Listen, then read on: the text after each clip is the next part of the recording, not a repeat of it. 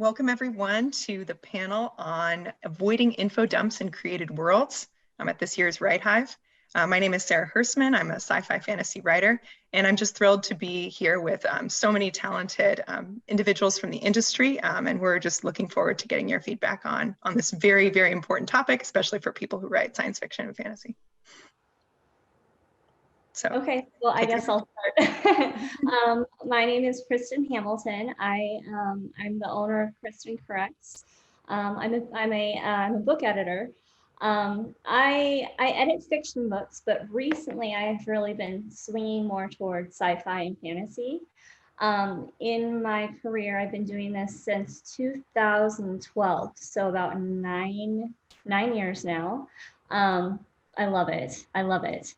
And throughout that time, I have edited, I'm getting close to about 450 books now.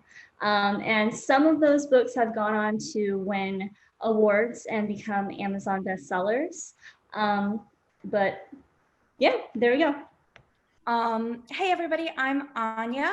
I am a writer, a theater artist, and a social worker. I live in New York City, but I'm from North Carolina. I have a really great cat named Sycorax who might make a brief appearance during this panel if we're lucky. Sometimes she likes to hop up on that mantle behind my bed. I write all sorts of things. I published memoir, essays, literary fiction, plays, but primarily my kind of home as both a reader and a writer is in speculative fiction, short fiction, sci-fi and fantasy, and then epic fantasy particularly. So you can find my work at my website, anyajosephs.com, if you want to look at some of my short stories. I have some in Mythaxis, some in Andromeda Spaceways in Flight magazine, and one coming out in Fantasy magazine soon. And my novel, Queen of All, which is the first book in a trilogy. It's a classic YA coming of age, magic powers, chosen one kind of story, but with more lesbians in it. And you can find that from Zenith starting on June 8th. Pre-orders are already up on Amazon, and I have been reliably informed by my publisher that paperback pre-orders will be up within the next, certainly by the time that this panel airs. Yeah. Cool. My name is Anna Brokking, and I'm a writer from the Netherlands. So I'm the one in the different time zone from all of you guys, I think. I write fiction, fantasy, and science fiction, but I also write for film and television, and I write interactive games, immersive theater, and basically all sorts of different media. And I'm really, really curious to see what we all talk about today. Hello, everyone. My name is Cindy Hung. I write as C.H. Hung, primarily science fiction, fantasy, short fiction. I have a story coming out in Analog Magazine later this year. And I also have stories in Dreamforge and Choreo Magazine, as well as anthologies edited by Christine Catherine Rush and Kevin J. Anderson, among others. So if you check out my website, you can get a list of where my stories are. But yeah, I've been a science fiction fantasy fan pretty much since I was a kid and didn't understand that, there were different genres. I just liked the pretty pictures in the books. So I'm excited to be here today. Great, thank you all. I'm excited to get going. So let's start out with what are info dumps? Why is it important to avoid them? And what effect does it have on the narrative? Okay, so I guess I'll start again.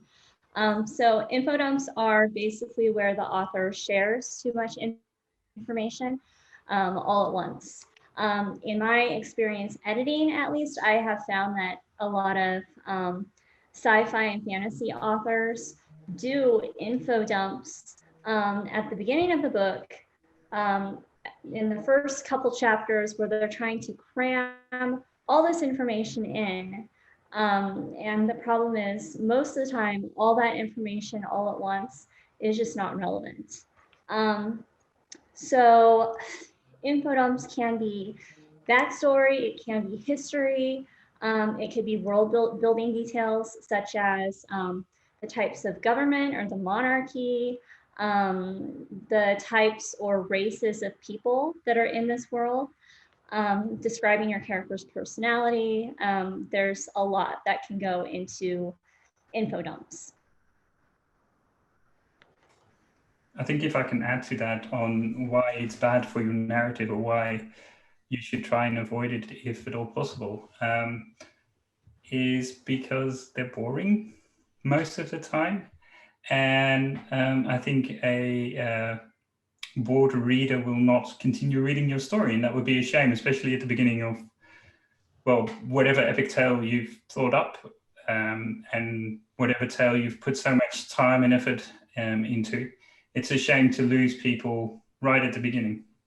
So that's why I would avoid them. And also because I think when you're reading, you are interested and invested mostly in the characters, in what they want, in their motivation.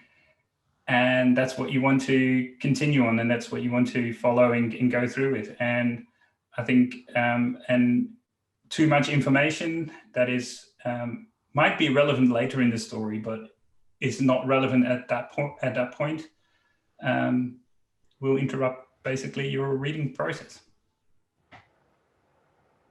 I'm going to address this, I think, mostly from the perspective of fantasy, because I write second world fantasy, which I think is maybe the hardest genre to avoid info dumping in, because you're literally creating a whole new world. And my most recent big writing project has been the sequel for Queen of All. So I have to, in addition to avoiding info dumping the world building, I also have to avoid info dumping the plot of book one on a reader who may have picked it up without being familiar with the first book. So this is something I think about a lot in this genre. And info dump really, I mean, it's all in the name. It's when you take info and you dump it onto your reader. And it's exactly what it sounds like. I second what Arno said. I think it's bad because it's boring. Frankly, it's one of those places where we most see the truism of needing to kill your darlings as a writer, that the things that are wonderful about your story to you, the person who has created it, may not be the things that are wonderful about it to a reader. I'll share a slightly embarrassing personal example. So some people know my story for Queen of All is that I started working on it when I was only 12, and I worked on it all through middle and high school. I wrote different drafts of it before I kind of, got old enough to buckle down and take it seriously and really pursue publication. When I was in high school, I kept a notebook that had biographical information for every single individual person living in my created world, all of them. 100% of the population of this fictional universe had like name, physical appearance, job, just basic kind of their little NPC descriptions. Nobody but me needed that. It wasn't even that useful to me as a writer. It was just something that, because like this world was so alive to me, and I guess I had too much time on my hands. I wanted to flesh this out for myself, and like maybe it was helpful for me. Maybe it did help the world feel as three-dimensional as hopefully it does. No reader wants to be introduced to every single person in the world. Or if they do, like they'd rather do it in the notes that come out on your like 50-year anniversary of your book being published. It's possible that someone's going to one day want that deep dive into the lore, but it's not a good way to invite people into the story that you're trying to tell. And I think of info dumps as really being, that's kind of why info dumps can be such a problem, is that when you start reading a book, when somebody starts reading your book, you're inviting them into your world that you've created. And if you immediately just hand them a bunch of information that they don't need, that doesn't feel particularly welcoming to a new reader. And it can be really confusing, is the other thing. I read a lot in this genre. I read a lot of both all kinds of science fiction and fantasy, particularly high fantasy. And a lot of writers, even very skilled writers, don't avoid info dumps, and it makes it really hard to connect with characters, figure out what's important. I'll also say that for me, in fantasy, a big part of what's compelling to me is the mystery around world building. Like a big part of why I keep reading books, like think about some, I won't name any names, but some of the big fantasy series where people have been waiting for book 3 or book 6 in the series for, you know, more than a decade. What are the big unanswered questions? Some may be plot questions, but for the most part, what keeps people that engaged for that long is wanting to know, why is the world the way that it is? How do I answer these questions? If you're giving that all to, if you're trying to handle in the first couple chapters, you're not going to build that kind of mystery and excitement around your world. So you definitely touched on my next question, so I'm just going to throw it out there for discussion. That so writers of these genres in particular, as you pointed out, this is most common in the first few chapters. They're trying to situate the reader in this new world. So what are your methods, or what do you find effective in quickly situating the reader in this world that, if they're a reader of these genres, they really want to explore, while avoiding this? Like, what's that trade-off look like in those early stages for you? And So my tip for writers who are trying to get people grounded in their world before the story really gets going is to make sure that you are really picking out and highlighting details that are specific to your world or to your genre or to your era. And that clues people in as to, oh, this is this type of story that I'm reading. So for example, I wrote a short story early on, several years ago, that used the word hair specs. And the editor wasn't quite sure what it was, but then when she looked it up, she thought, okay, so it is a very specific sort of soothsayer, but in Etruscan culture. And so that immediately put her in a time frame and a culture and an era and a type of story that me describing that in a whole sentence would not have done. And I didn't in one word, right? And so I would say pick out very specific details and populate your prose with that to help clue people in really fast. And this is a tip I picked up because I write short fiction. You don't have room in a 5,000, 6,000 word story to do a 500 word info dump. So yeah, you have to get efficient. Yeah, I agree with that. And I think it reminds me of something I read or heard someone say a while ago, who said, perfection is when you can't take anything away anymore. And I always thought that was a really, really good example. And it also gives you the liberty to enjoy world building and then scale it back. So you don't have to feel guilty about, you know, writing a biography for all of your characters in your novel when you're in high school, because if you enjoy that, that's great. You know, that's part of world building, and that's a lot of fun. But the difference is that it's for you. It's how you enjoy being part of your story and writing your story and living in that world, and then you scale it back to for the reader, so that when they're reading, then they only, everything that you put down or everything that you give them is relevant. It tells something either about the characters or about the theme or of your story, or about whatever conflict is playing. And that's how you introduce the relevant aspects of your world into a story without getting boring, because everything tells you something new and adds to either a character or a scene.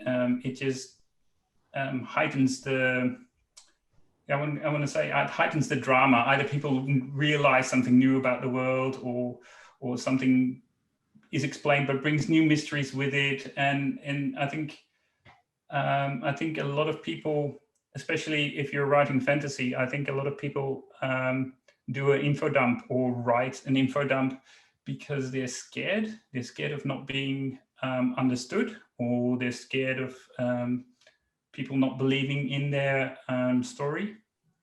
And there's so much, there's so many different ways that you can engage people and share whatever makes your world interesting and cool, but not out of fear, but out of interest, out of look how this little fact about the world makes this character more important or less important, or in a more dramatic situation or not. I agree with Arnaud. He brought up a really good point about keeping your details relevant to the story. One of the biggest issues that I see when I'm editing books that have a huge amount of info dumps in it is that a lot of this information that the authors are sharing is just not relevant. And that's what's making it so boring. So what I say to authors to avoid info dumps is to keep your focus on the front story, the action that your character is actually doing right now. You can integrate details and backstory, but you should frequently come back to the front story and what the character is doing to make sure that your book keeps moving forward. I think everyone has given has really the same perspective on this that I do, and has given a really great description of this. So I have a couple of really specific tips that I found useful. One is an extension of what Cindy was saying about making sure that you're not that you're indicating early on what kind of world somebody could find themselves in. I would say, like, in the first 500 words, you want, if you're in a fantasy world, if you're in a science fiction setting, you want something that is going to indicate to the reader, hey, maybe this is kind of what world I'm in. And you don't have to answer those questions, but start them asking the world building questions in their own head, like page 1. And again, with Queen of All, that's something I didn't do until fairly late in the revision process. Another thing that Cindy mentioned that I think is great is, and I'm addressing this to other people like me who may have had their first like big writing project be a novel. Write some short stories, write some shorter fiction. First of all, the publication process, will not by any means easy, is less convoluted and agonizing than the novel publishing process. And it's a really, really great way to hone in on your world building skills, because generally with a created world short story, you don't have quite the same kind of expansive world building that you do in something like a, I don't know, 3-book novel series. And it helps you distill down what you actually need to tell the story. And you'll learn like so many really important, useful skills from short story writing. I didn't really write short stories seriously until about 3 years ago, and doing so has made me such a better writer. And I don't think that I would have been able to like get a publishable version of this novel done without the skills that I learned from writing short stories, especially around world building and avoiding info dumps. And the other thing that I would suggest comes from what I've learned from playwriting and directing. So working with beginner playwrights a lot, I say, don't put any stage directions in your first draft of your script. You should add the stage directions in once you start workshopping it with actors and seeing when they need to get on and off stage and which ones are necessary. And the beginner playwrights often say back to me, you know, but then how, if I don't put in parentheses, he says angrily, how will the actor know that he's meant to be saying it angrily? And I'm like, well, maybe he won't. Maybe he'll read it a different way than the way you intended. If you didn't want to write a play, if you didn't want to collaborate with other people's artistic intentions, maybe don't write a play, because that's going to involve having to work with other people.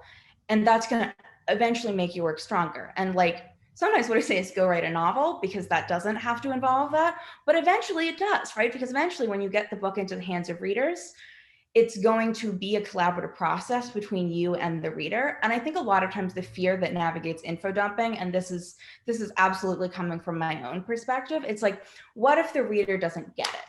What if, like, I worked so hard on this world, I made it so beautiful, I care so much about it, What if they don't get it? What if they don't understand it and all of its intricacies and all of the things that are so special and important about it?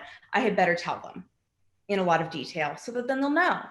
And I think that as writers, it's really difficult and sometimes quite painful, but we do have to get ready to know that, like, at some point you're going to have to hand stories over to readers and they'll understand it, or sometimes they won't. I mean, even like with early feedback on my book, there are pieces of my world building that readers are not getting because I cut some stuff out that would have explained it more. And there are questions that people are asking that I haven't answered. And maybe the answers are in there and they missed them. Maybe I didn't do a good job putting them on the page. That's okay. And I think finding some comfort with the fact that the process of sharing a novel or any created world with your audience is not the process of beaming the world that you've created in your mind directly into their minds, but rather a kind of collaboration between the writer and the audience. It's kind of a difficult thing to grapple with, but I think it's a really important stage.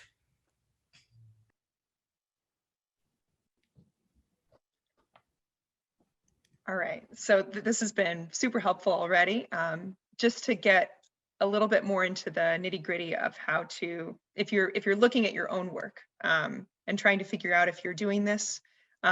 So say, how can you tell whether it's a volume thing, that you have too many details happening too early, or that those details are not integrated enough into the story? Is there some sort of process for that, or what are your philosophies on that? Because at least for sometimes beta readers don't know why they're confused, or they just say there's too many new terms, but that might not be it might not be that there's too many, it might be that they're not integrated. So do you have any thoughts on that?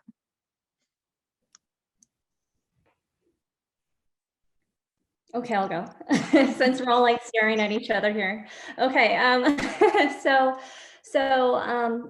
as far as the volume thing, when you have too much world building, this happens when there's so many details that it becomes overwhelming to the reader.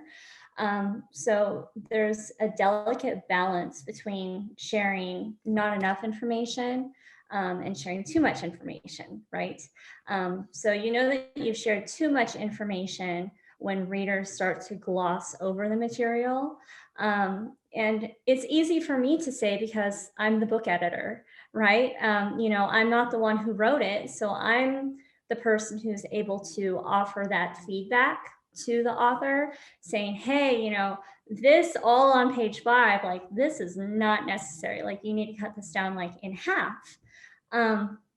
But as the author, they can't see that themselves. So that just underscores the importance of getting beta readers to give feedback on your book. That's a really helpful tool to determine what parts of your manuscript have too much of that volume of world building.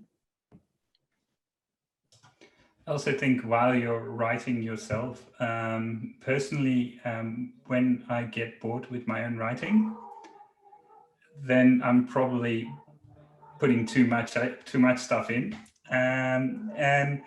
But I also want to echo what Kristen said, because I think having feedback from someone you trust and someone who knows what you're trying to say, or you know, someone who knows also what your pitfalls are, is very valuable. And I think Anya also, or was it Cindy? I'm not quite sure, but it was Anya. You said there was a collaborative effort.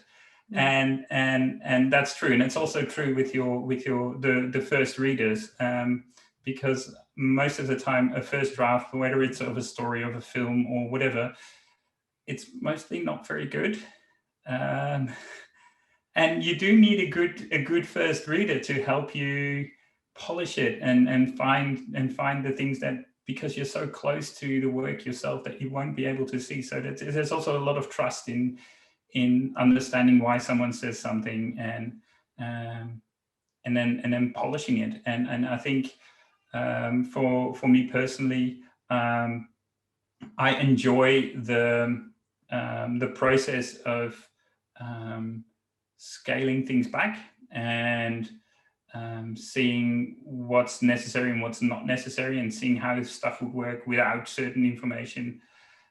Because for me personally, I like the stories the best when they're the least interrupted, when you get the feeling that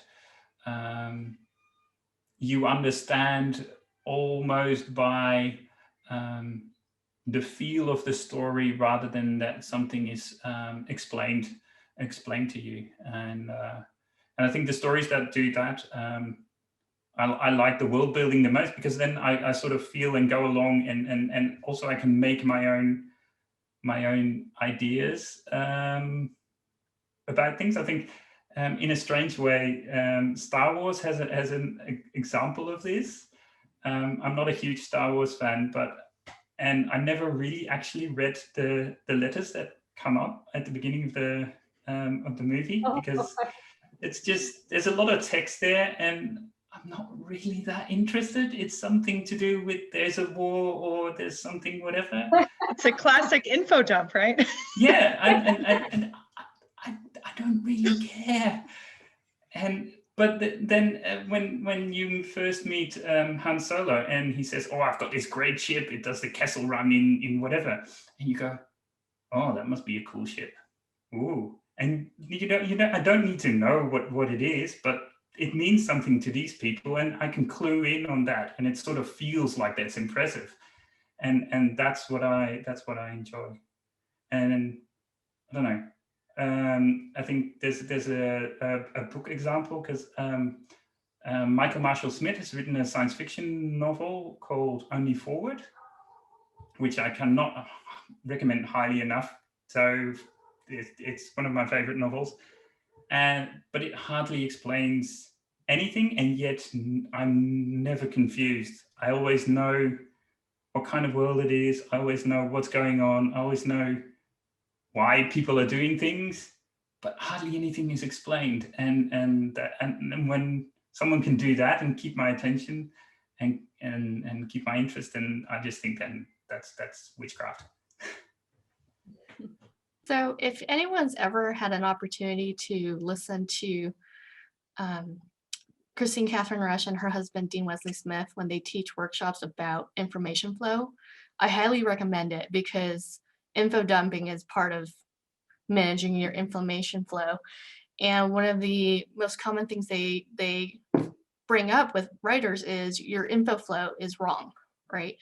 And what they're saying is that as questions are coming up for the reader, you're not answering them fast enough, or you're giving them too much information up front that they don't need, as Kristen and Arnaud have said. And it's bogging down the pace of the story, because we don't need that information yet. And so managing information flow is how you pull a reader through all of your story to get them to the end. And one of the key things that Chris mentions is you want to make sure you are answering questions as they come up for your reader within half a beat of that question coming up, or more valuable is answering them before they actually come up. And so, as Kristen and Arnaud have said, you know, your first readers are extremely valuable, and it's for this reason alone. Is I train my first readers to provide me a symptom reporting as they're reading. And so if questions come up, they're putting it in inline comments on the side of, well, why is this happening? And it's not necessarily for me to answer right there, because obviously they're reading, I'm not there, I'm not part of their reading experience. But it's for me to go back later and say, okay, did I answer that question fast enough, or did I not give them enough information so that that question didn't come up?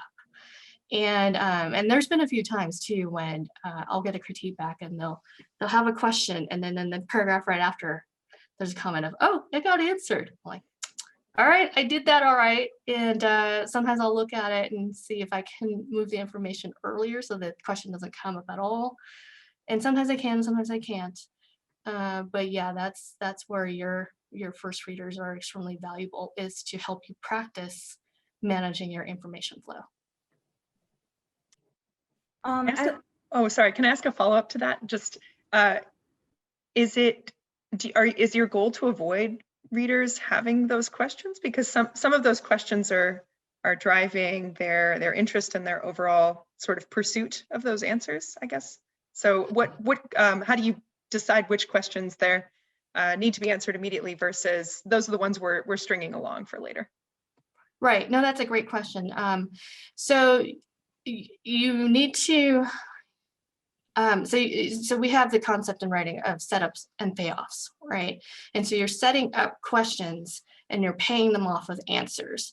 And so, yes, there's the big story question that you set up at the beginning that doesn't get paid off till the climax and the denouement, but you've got little questions along the way, and you do want to keep paying them off along the way to kind of draw them through. Oftentimes the payoffs that you're doing along the way is world building payoffs. They're not necessarily story arc payoffs. And so, so that's where the world building really ties in really well to your A story and your B story, is you're giving them really interesting tidbits about this world or about the characters' backstories or about their motivations, and you're paying them off a little bit at a time, but you save the big ones or you pay them off in chunks to keep them driving forward toward, okay, but I want to see how the climax pays all of this off. So it's a little bit of an art form, and I only say that because I'm a pantser, I'm a discovery writer, and I don't have a method to my madness before I go into a story. But once I get into the story and I start writing, it's like where all of this starts happening sort of subconsciously, because you've practiced it enough, and the skills start coming in to play even more than your consciousness thinking about, oh, it's time for me to pay this off. It's time for me to pay this off. So yeah, just keep practicing. Thanks. I think Anya was going to go next. Yeah, I was just going to say a quick rule of thumb for how you can potentially tell the difference between, is it just plain too much information, or is it the wrong world building information? Think about what would happen if you took it out. If you can offer a really good reason why you can't just cut it out, but it's possible that like you have not written it as clearly as you could, or it's the wrong detail. If the only answer you can give to why can't I just cut this out is like, because I don't want to, because I really like it, then it's probably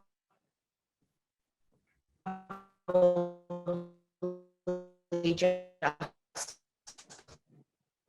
playing too much. I'm basing this on my own experience, having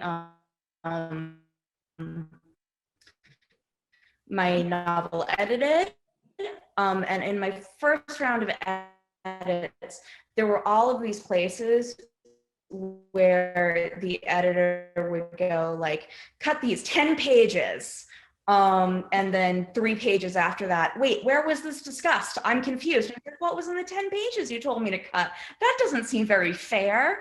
But as I was going, I realized like, yeah, it's because it was lost in all of this like information soup that wasn't clear to the reader. It needed to be there, but it needed to be there in a different way, or different information needed to be there. And if it can just go completely, if you Losing Anya a bit. You look at a paragraph, if you look at a detail, and you can say, I don't want to, but the story would still make sense. I don't know. I mean, I think the ratio is probably different for everybody. For me, like, you can keep things in your story that are just for you. Satisfaction. I'm sorry. Yes, no. So yeah, we've talked a lot about types of world building details and what needs to be included. One kind of dimension we haven't touched on so much is that I think world building can fulfill lots of different roles, right? In where it's situated in the narrative. One thing I was thinking about was, right, there's world building that's essential to understand the current action, but there's also world building that establishes like the tone, a sense that the world is large. And those kinds of world building seem like they might have less pressures, less of those withdrawal pressures of how many can I take away and keep the narrative. So I guess, how do you determine the different rules for those different types? Because, for example, Harry Potter exploring Diagon Alley, like there's a lot of details that he doesn't need at that moment for his goals, but you're just eating them up because you want to experience that wizarding world for the first time. So is there sort of a different mindset that you get in for those moments about what it consists of an info dump, for example?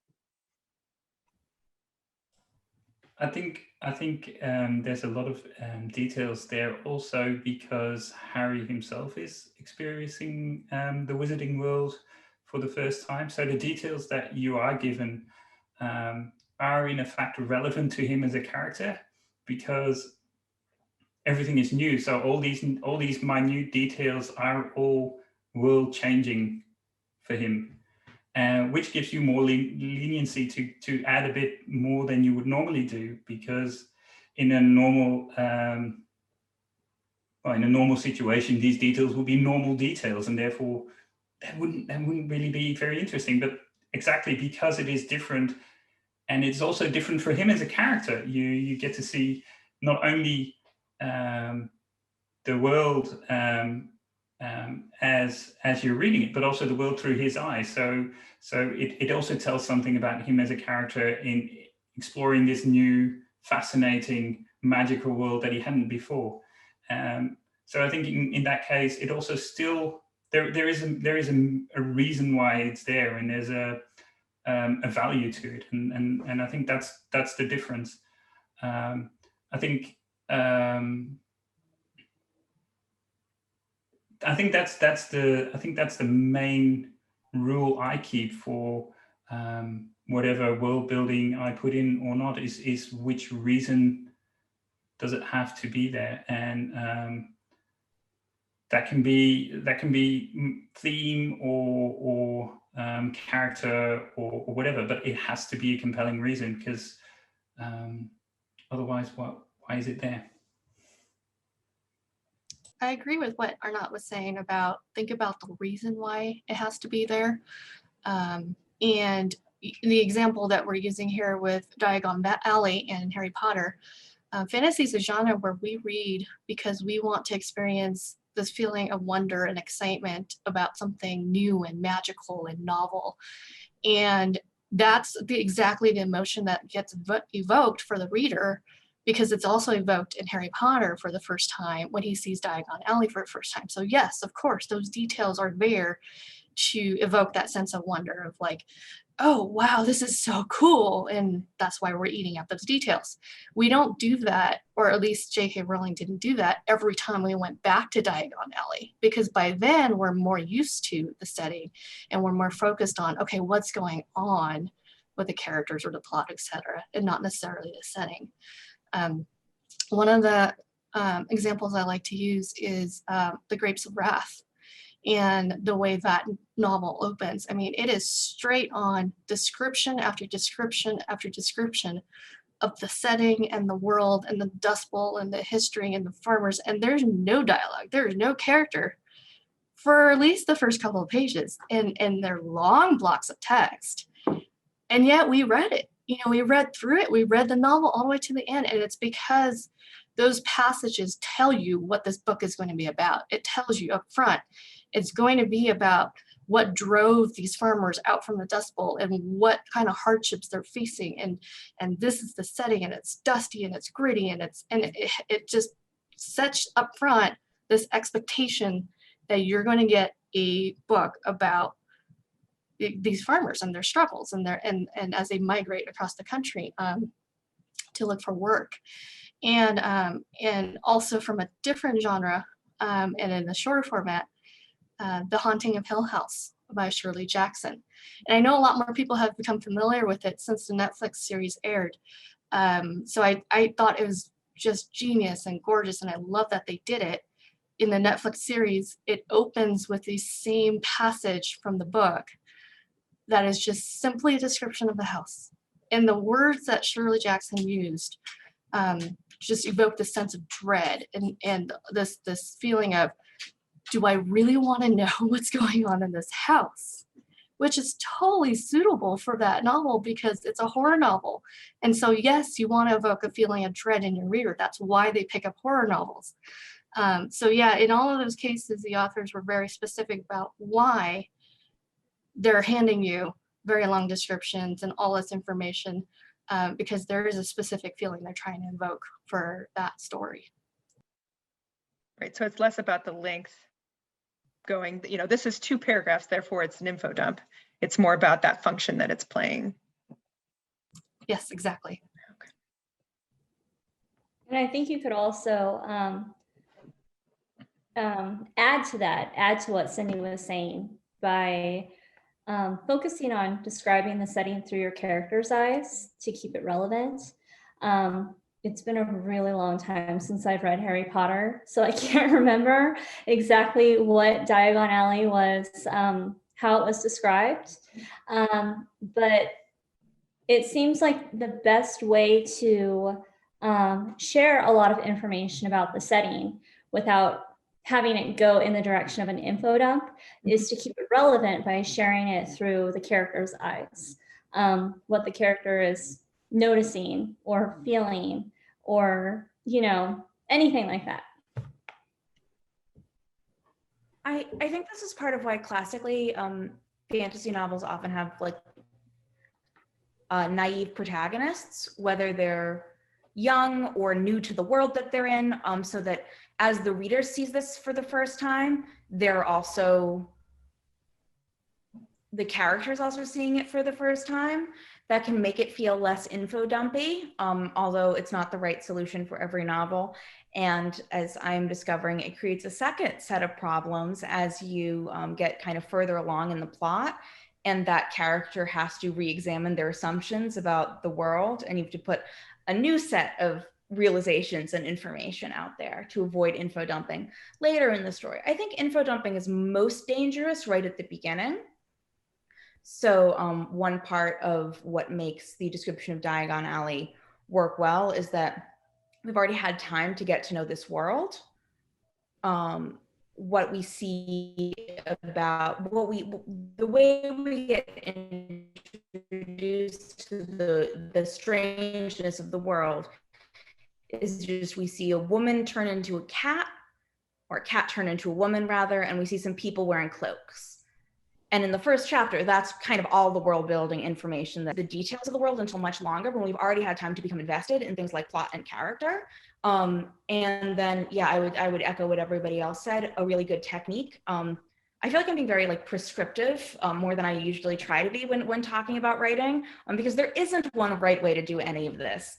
That being said, if you're going to share something that is for a world building purpose, and it's longer than like maybe one sentence, it should probably be doing something else too. Whether it's theme or character or plot, there should be some other reason that this information about the world is being shared right then in the particular way it's being shared, other than like, you know, a sentence, a phrase, something like that. And I would also say the other thing that works about the way that J.K. Rowling does this is that it's really focused on creating the sense of the world as a full and complete place, not about sharing the logic of every part of it. In fact, and other smarter people than me have commented on, a lot of times the pieces of world building that are most compelling, like, aren't thought out all the way and don't make a lot of sense. I think there was a reference earlier to Han Solo and the Kessel Run in 17 and whatever parsecs, and a lot of like people joke about like a parsec is a unit of distance, not a unit of time.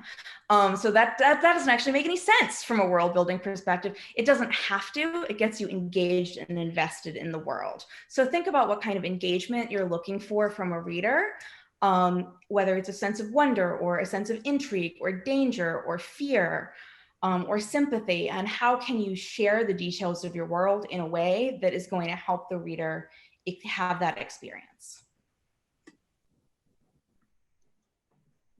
So we've definitely touched on this already, but just so Anya, you have your 50 pages of world building. We all have our world building that we want to convey. What are some strategies or principles for figuring out the order in which those kinds of things unfold, or at least what has worked for you in the past?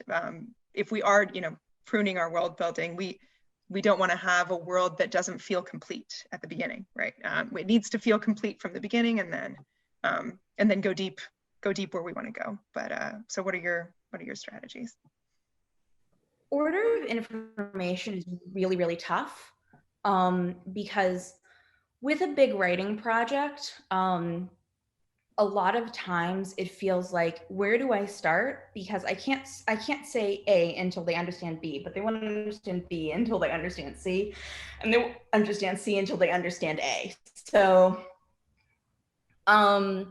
and this is true in all kinds of writing. I mean, I think the place I see it most often is when I'm working with students on academic writing. It comes up in every genre. The kind of, how do I order my points so that they make sense?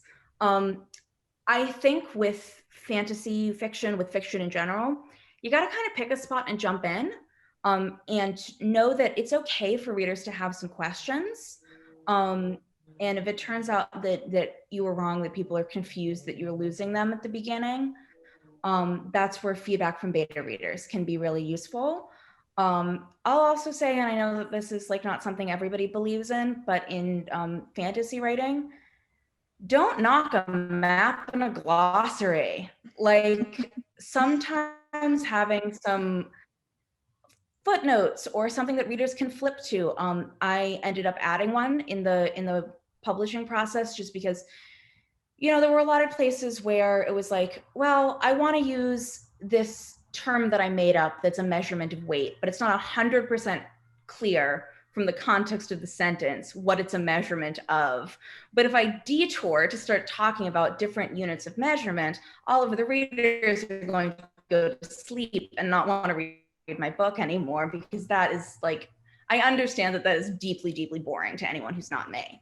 And so, like, I don't know, maybe it's a little bit cheating, but putting it in a glossary at the end so that anyone who's interested in the etymology of my made up fantasy language can flip to it and learn more about it. And anyone who doesn't care can continue with the story. That's one strategy that I think there's a reason why epic fantasy and high fantasy writers for generations have been writing books with maps and family trees and glossary. Useful tool.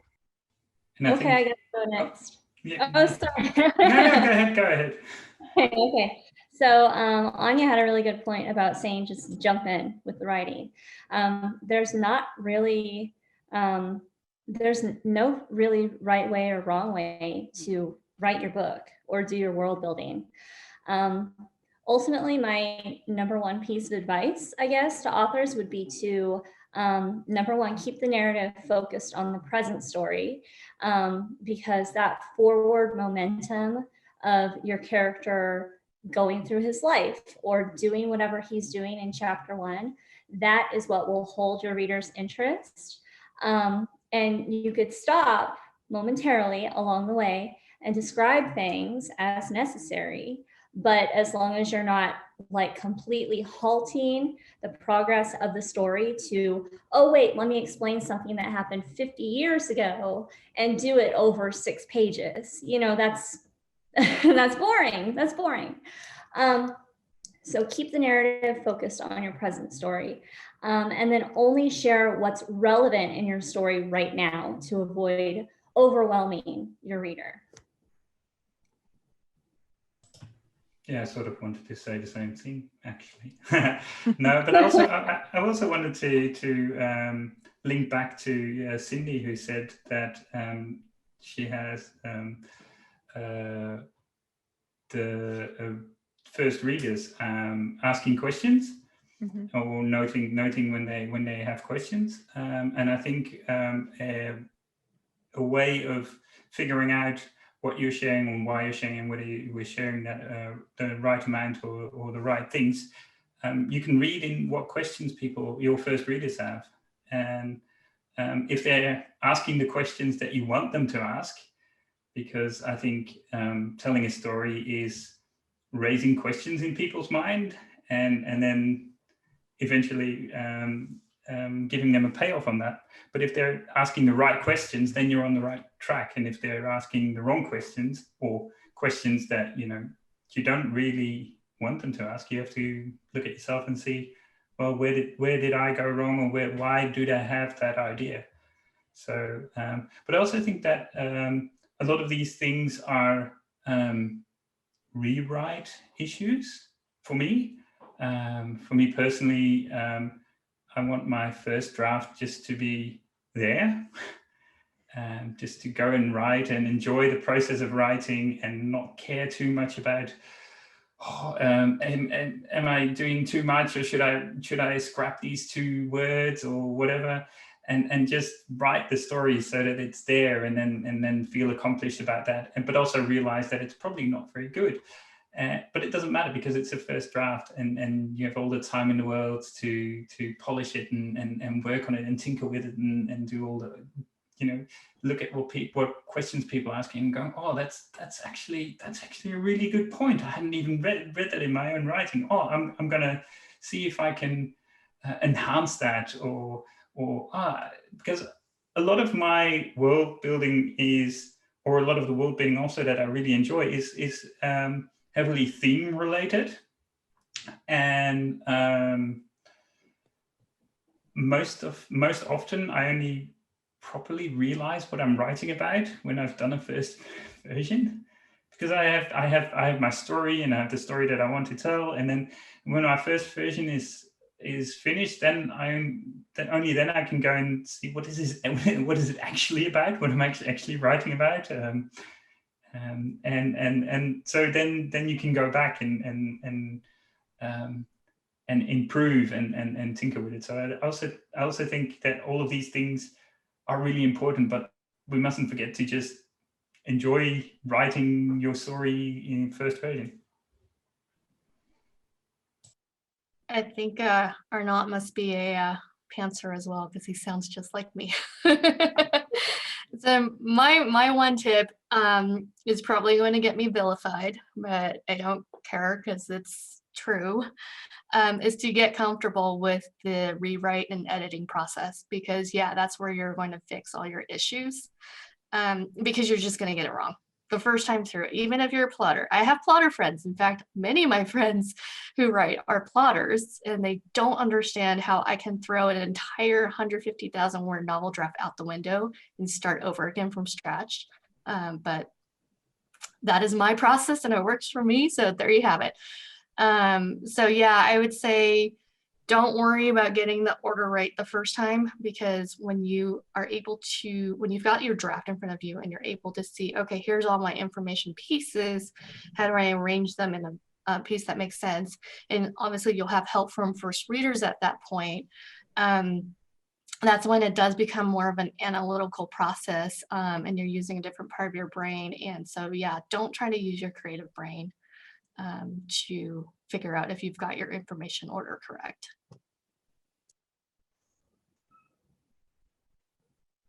Does this process change much between genres for people? We've talked a lot about fantasy, but there's sci-fi and historical and other settings where you're trying to situate people in a place that's unfamiliar. Are there tips or tricks for other genres, or is it pretty much the same, similar principles across? I would say it's similar principles across, because sci-fi, I know Anya's expertise is in fantasy, but sci-fi is the same thing. You've got so many different types of sci-fi readers. You got folks who prefer a softer sci-fi where you don't have everything in the kitchen sink and the science. And you have folks who love the hard sci-fi where they do want you to go through how the warp drive works in 2 pages, all the nuts and bolts of how the spaceship works, or they might argue with you that FTL is not possible, whatever, right? So you have to be cognizant of what kind of readers you're trying to appeal to. And if that reader's yourself, that is totally fine. I feel like that's the best way to write. But if you are going after a specific market and you know what their tastes and preferences are, then make sure that you're hitting, the expectations that those readers have for your genre. But I hear, I hear folks who say, oh, I'd rather write contemporary fiction or literary fiction because I don't have to do as much world building as I do in science fiction and fantasy. And I'm here to tell you that's just not true. That is not true. And I write in those genres. In fact, that's where I started, was in contemporary fiction and literary fiction. And you still have to be aware of the world that you're setting that story in, whether that is an urban city, whether it's deep in the heart of Manhattan in a certain decade, because it's going to change decade by decade, or in a small rural mountain ski town. You have to be aware of the world building that goes on in those stories, in those settings. So yeah, I would say the principles of good world building and information flow apply across all genres. I would agree with that. I mean, between sci-fi, fantasy, and historical fiction, all three of these genres require a lot of world building to familiarize the reader with the setting, the culture, the way of life, how people speak. And that's something that Cindy said, I think it was Cindy said earlier, about using words that are appropriate to the time and the place. And that yeah, of course, it could be something that's described in the setting, but it could also be a part of dialogue as well, because people in a historical fiction, for example, that takes place in the 18th century, you're not going to have people talking about Facebook and iPhones, So, obviously it's a little bit of common sense that goes along with it. But yeah, these are things to think about. As far as especially sci-fi and fantasy books, settings that are off Earth are going to require much more world building. And that's why books in these genres, especially fantasy books, I'm thinking, can be as high as 120,000 words for a standard fantasy book, just because there's so much world building that needs to go into it.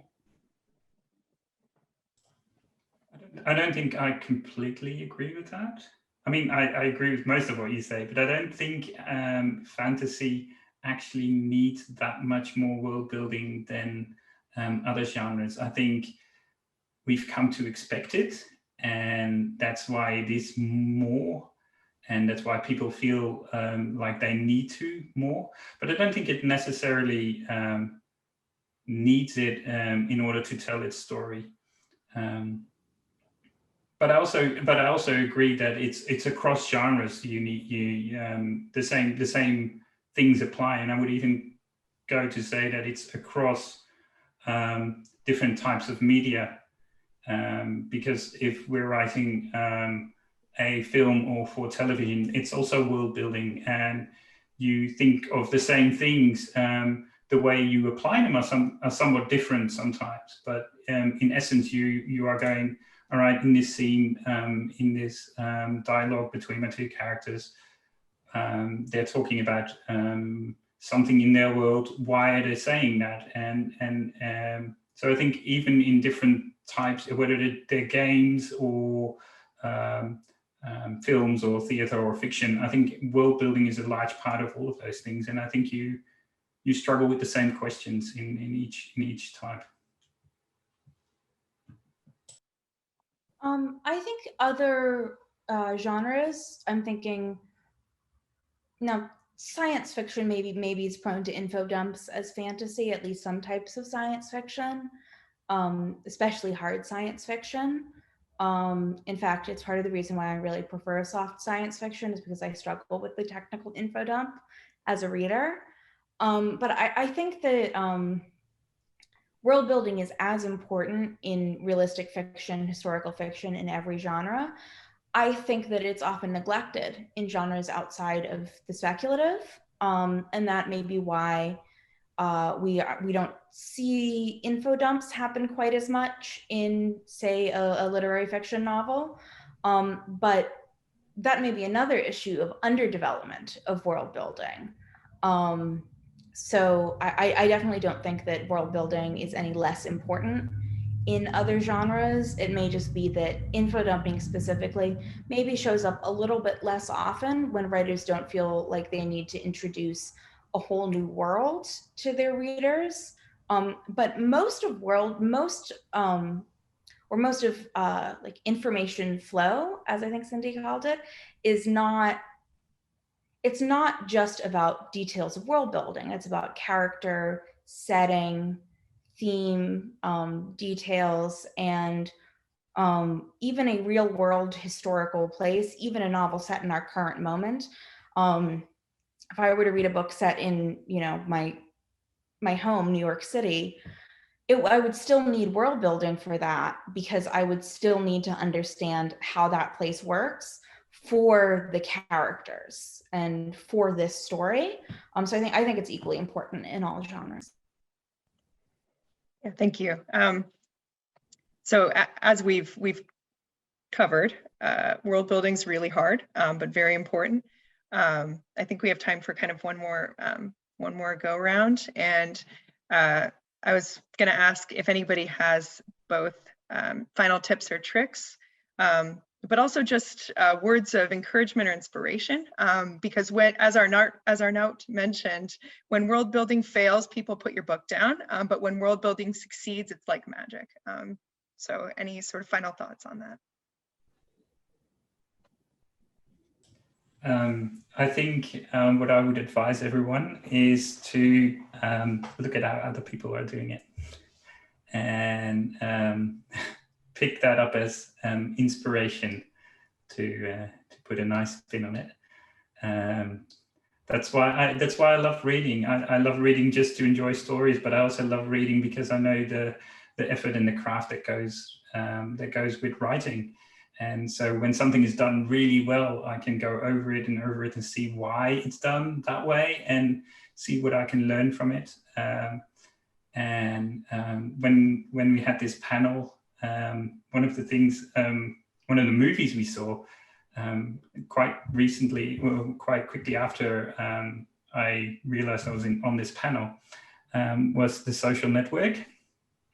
And I think that the opening scene of The Social Network is a brilliant example of world building through dialogue. And it's Mark Zuckerberg and his girlfriend, Erica, in this busy cafe. And he's talking about how he wants to be in a final club and she wants to connect with him, but he's just so self-obsessed about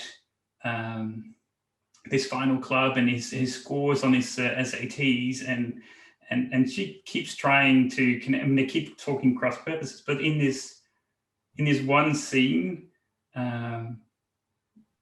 the whole world that they live in, which is that academic world at that point in time, and everything that's important to them, and basically also sort of the background, where they come from and what their goals are. It's all there, but without you actually noticing. So you follow the tension, and you can see that this conversation is just going wrong, but in the meantime you're fed all these details about the world that they live in and what they find important. So I just think I wrote it down then, like thinking, oh, this is an example of something I just thought was really, really good.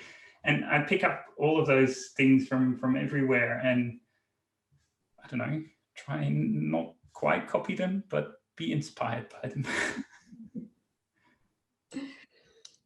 So if I could give any one piece of advice, I guess it would be to give feedback. Give feedback on your writing. Have beta readers look over your book. Hire an editor to do a manuscript critique. As the author, you're going to be so close to your work that you're not going to be able to see the flaws. You're not going to be able to see the areas in your manuscript where it's just not as engaging as it should be, or the pacing is a little bit slow, or anything like that. So someone said, I can't remember who it was, but someone said that reading is a collaborative process. So yeah, I mean, as an author, you absolutely need to collaborate. You need to get beta readers. You need to get feedback.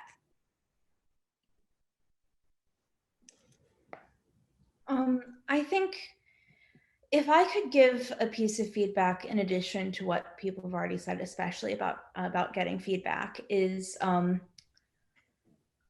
get excited about the power that world building done right has, because I think I don't know, like thinking back about a lot of what we've talked about on the panel, there's been a lot about what can go wrong with world building and turn people off your novel, and how many mistakes can be made with it. And that's really real. But the reason it's so important is because world building done correctly is like maybe the most powerful tool at your disposal to create people who are readers who are not just going to want to read this book, but are going to want to read everything you ever write and return to your world over and over again.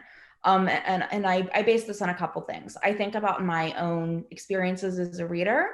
When I look back at the books I've loved the most, sometimes it's characters, very rarely it's plot, almost always it's how does the magic work?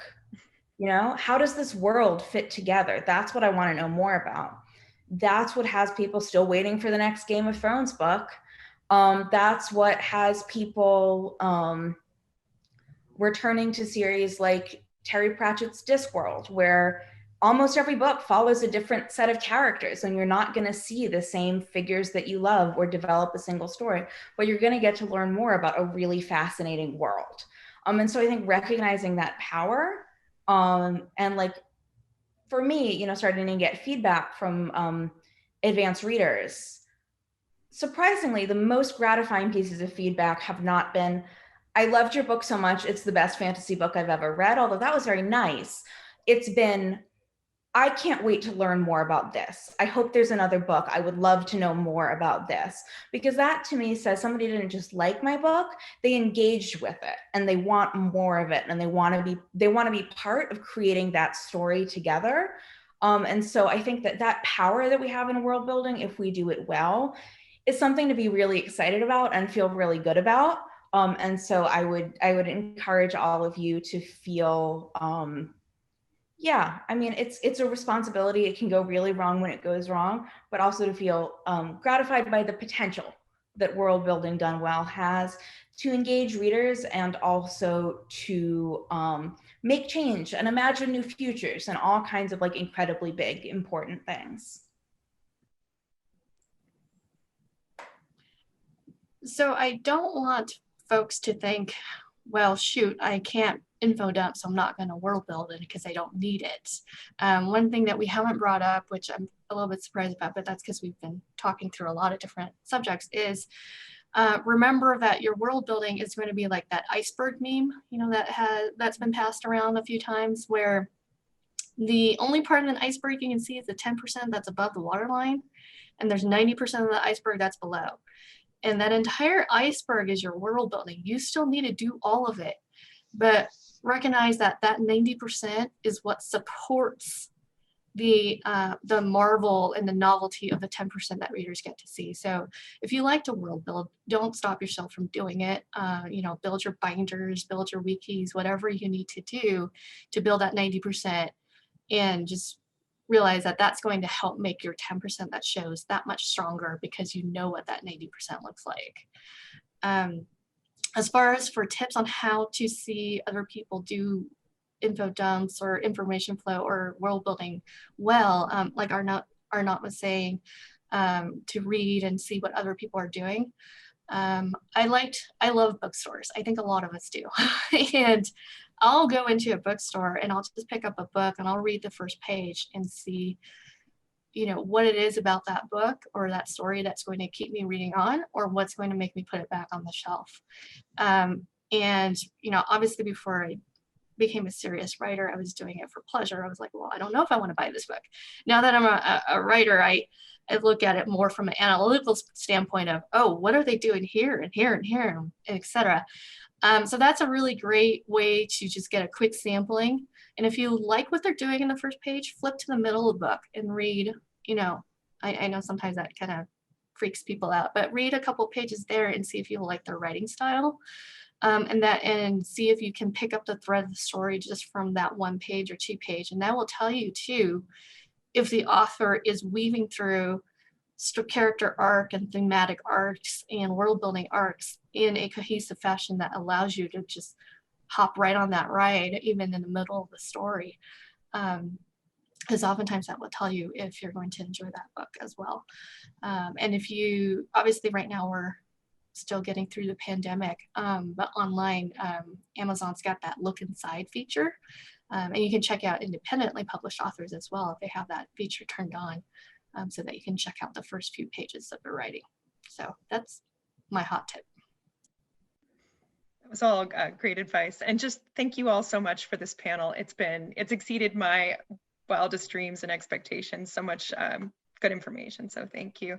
And for anybody watching in Right Hive, just feel free to engage in the comments. Everybody's around to answer your questions. So thank you all very much.